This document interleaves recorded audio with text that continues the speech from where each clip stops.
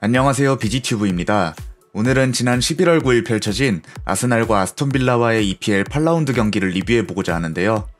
결과부터 말하면 아스날이 홈에서 0대3 대패를 당했습니다. 아르테타 감독의 선수 기용과 전술 선택이 아쉬웠다는 평가가 많은 경기였는데요. 지금부터 같이 살펴보시겠습니다.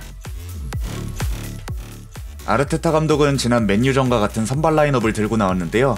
다만 차이점이 있다면 맨유전에선 사카를 조금 더 중앙에 전진 배치해 상대의 빌드업 자체를 방해하는 역할에 집중시켰지만 빌라전에선 최근 빌라의 강한 공격력과 우측의 트레제게와 맥긴의 활약을 경계했는지 티어니를 내려 3백을 형성하고 사카를 조금 더 윙백처럼 활용했습니다.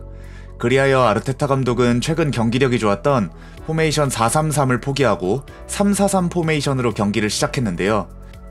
이는 경기력 측면에서 많은 비판을 받았던 레스터 시티전과 같은 전형으로 이 경기에서도 결국 패배를 당하며 같은 실수를 반복했습니다. 이 전술이 효과적이지 못한 이유는 여러 가지가 있는데요.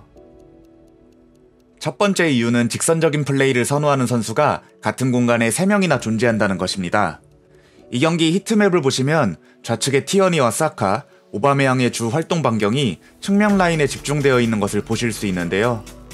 세 선수의 공통적인 특징은 직선적인 플레이를 선호한다는 것이고, 뒤를 받쳐주는 티어니는 중앙 패스보다는 주발인 왼발을 활용해 측면 패스를 열어주거나 1대1 돌파 후 크로스를 선호하며, 사카와 오바메양의 공통점은 패스를 주고받아 공 순환에 직접적인 기여를 하기보다는 상대의 뒷공간으로 침투해 후방에서 누군가 빌드업해준 공을 마무리하는 것에 집중하는 성향을 가지고 있다는 점입니다.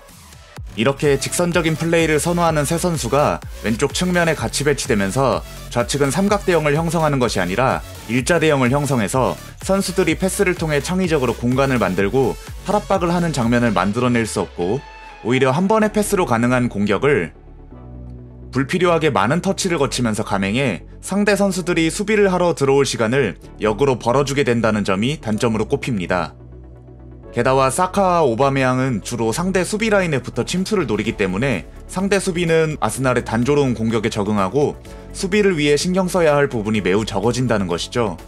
그리고 이 세 선수가 왼측면에 동시에 기용되면서 발생하는 가장 큰 문제는 공수 간격이 벌어진다는 것입니다. 지공 시에 상대의 수비수와 같은 라인에 위치하는 오바메양과 사카이기 때문에 후방에서 공을 잡은 아스날 선수들이 그들에게 공을 연결하기 위해선 롱패스로 붙여주거나 중원을 거친 다수의 패스로 연결시켜줘야 합니다.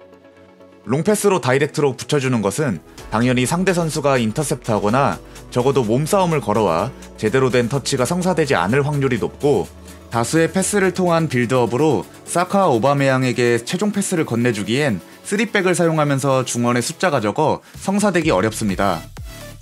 오히려 사카와 오바 두 선수가 빌드업에 관여하는 빈도수가 적기 때문에 아스날 중원이 고립되는 현상이 경기 중에 자주 발생하곤 합니다. 그리고 지금과 같이 사카와 오바메양이 침투와 돌파에 주력하는 것이 효과를 드러냈다면 모르겠지만 현재까지 두 선수의 시너지는 찾아보기 힘들고, 이러한 두 선수의 동시기용은 결과적으로는 현재 빈약한 아스날 득점의 주 원인으로 꼽히고 있습니다. 이 전술이 통하기 힘든 두 번째 이유는 수비에 많은 선수를 투자함으로써 상대 진영 사이의 빈 공간을 제대로 활용할 수 없고 빌드업의 창의성이 사라진다는 것인데요. 물론 이 포메이션의 영향으로 이 경기 전까지 7경기에서 7실점만을 기록하며 리그 9단 중에 최소 실점을 기록하고 있던 아스날이었지만, 그러면 뭐하나요? 그중 절반을 졌습니다. 올 시즌 패배했던 경기들을 살펴보면 상대의 전력을 경계해 3-4-3 포메이션을 들고 나와 수비적이고 안정적인 경기 운영을 하다가 선제 실점을 먹고 난 후 골이 필요한 상황에도 안정을 우선하는 포메이션의 딜레마에 갇혀 원활한 공격 작업을 펼치지 못해 득점을 하지 못하고 무기력하게 패배한 경기들이 많습니다. 아니, 4경기 모두 그렇습니다. 패배한 4경기 모두 측면으로 공을 전개한 후 밀집한 상대 수비를 뚫지 못하고 크로스 혹은 백패스로 공격이 무산되거나 빌드업이 후퇴하는 플레이를 경기 내내 반복했다는 공통점이 있습니다. 그리고 그 과정에서는 아스널의 측면에 집중된 위치 배분 때문에 상대 중원의 빈 공간들을 활용하지 못한다는 공통점도 있죠. 이 경기를 통해 보면 아스날은 베에린을 제외하면 빌라 중원 사이사이에 있는 빈 공간을 활용하지 않고 압박을 덜 받는 상대 수비 바깥에 넓게 포진해 뒷공간으로 한 번에 넘어오는 롱패스만을 기다리고 있습니다. 빌라의 중원인 더글라스나 맥긴 입장에서 보면 경기 참 재밌죠. 이 친구들 우리가 중앙에 서 있기만 해도 우리 쪽으로 공 안 주고 간혹 공 받아주러 내려오는 공격수도 없어서 견제할 일도 없고 경기 너무 편합니다.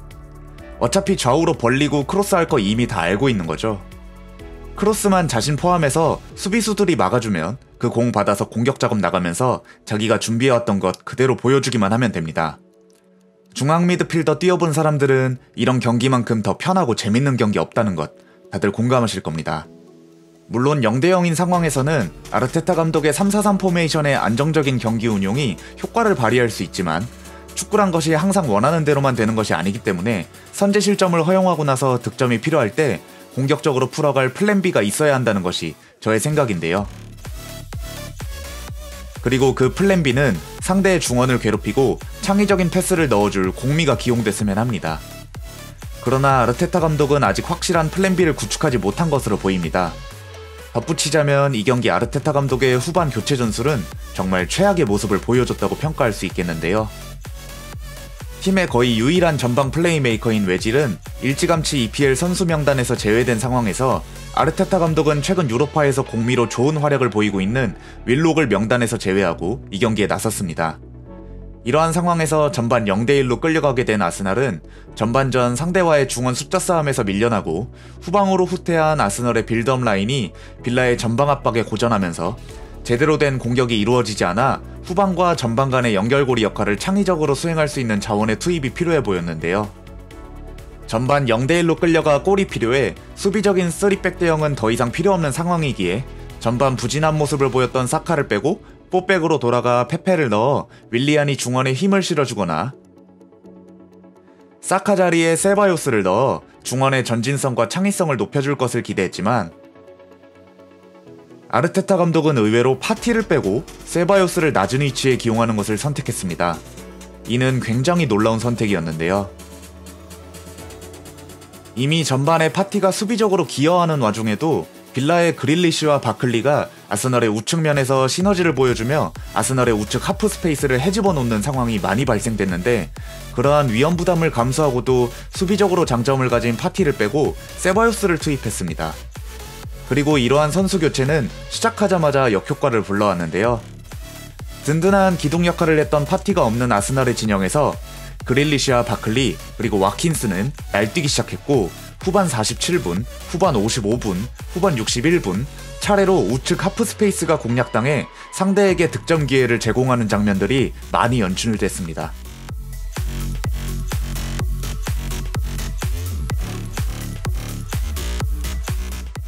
그러는 동안 빌라의 전방 압박과 공세에 밀린 세바요스는 공을 제대로 터치하는 장면조차 거의 찾아보기 힘들 정도였고 골이 필요한 아스날은 되려 빌라의 공격에 휘둘리며 수비 집중력이 점점 흐트러지는 모습을 보여주었습니다.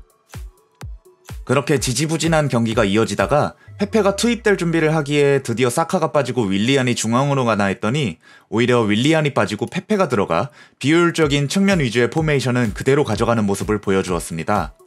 상대와의 중원 싸움의 승리에 경기 점유를 다시 가져오겠다는 의지가 아예 없는 모습이었죠.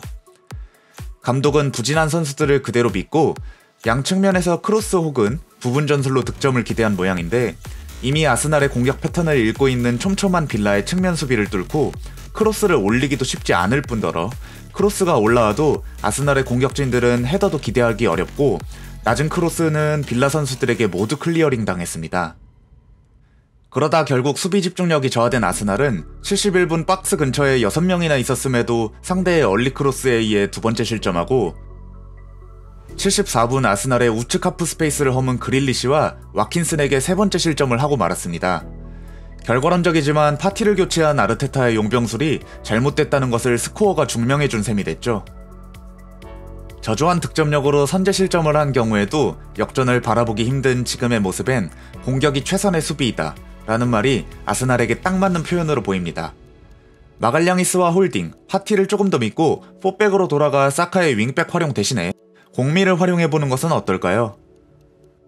오바메양을 중앙 이동시키고 사카를 윙어로 활용할 수도 있고, 페페를 선발 출장시켜 윌리안을 중앙 이동시킬 수도 있을 텐데요. 윌록도 유로파에서 자신을 증명해내고 있고요. 지금처럼 상대의 중원을 내버려두고 단조로운 측면 위주의 플레이를 하는 전술이라면 오늘과 같이 상대팀에게 쉽게 간파당할 수 있습니다. 그리고 연계보단 침투를 통해 득점을 노리는 포처 같은 스타일의 선수가 동시에 3명 이상 기용되는 것은 아무리 봐도 역효과를 불러일으키는 것 같습니다. 팀 내 최고 주급자이자 주요 득점원인 오바메양을 꼭 선발로 넣어야 한다면 비슷한 스타일의 사카나 은케티아의 동시 기용은 피해야 하지 않을까요?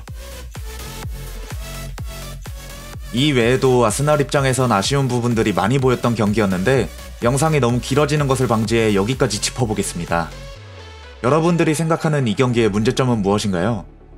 전술 혹은 선수 개개인의 문제 등 자신이 생각하는 이 경기의 문제가 무엇인지 댓글로 같이 공유해주시면 감사하겠습니다. 0대3으로 대패하며 최근 3연승이 끊기고 리그 상위권 반등에 실패했다는 안타까운 소식을 전해드리면서 리뷰를 끝마치고요. 저는 다음 영상으로 찾아뵙겠습니다. 시청해주셔서 감사합니다.